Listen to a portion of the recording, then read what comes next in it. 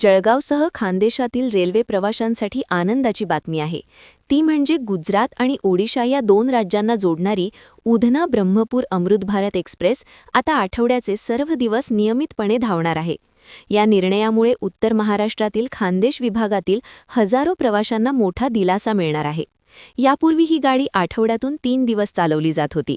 मात्र प्रवाशांकडून मिळालेल्या वाढत्या प्रतिसादामुळे आणि वाढत्या मागणीचा विचार करून रेल्वे प्रशासनाने ती दैनिक करण्याचा महत्त्वाचा निर्णय घेतला आहे.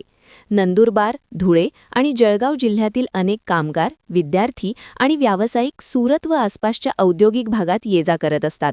त्यांच्यासाठी सुरक्षित, नियमित आणि परवडणारा प्रवास हा नेहमीच महत्त्वाचा मुद्दा राहिला आहे.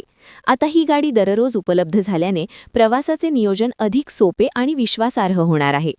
उधना ब्रह्मपूर अमृत भारत एक्सप्रेस ही गाडी बारडोली, व्यारा, नवापूर, नंदुरबार, दोंडाईचा, सिंदखेडा, अमळनेर, धरणगाव, जळगाव, भुसावळ, मलकापूर, अकोला, बडनेरा, वर्धा, नागपूर, गोंदिया, दुर्ग, रायपूर, महासमुंद, खरियार रोड, कांताबंजी, तितला, मुनगळगाव, मुरगाव तथा तितला रोड येथे थांबेल. लांब पल्ल्याच्या प्रवासासाठी ही गाडी एक सोयीस्कर पर्याय ठरत असून प्रतीक्षा यादीतही घट होण्याची शक्यता व्यक्त केली जात आहे.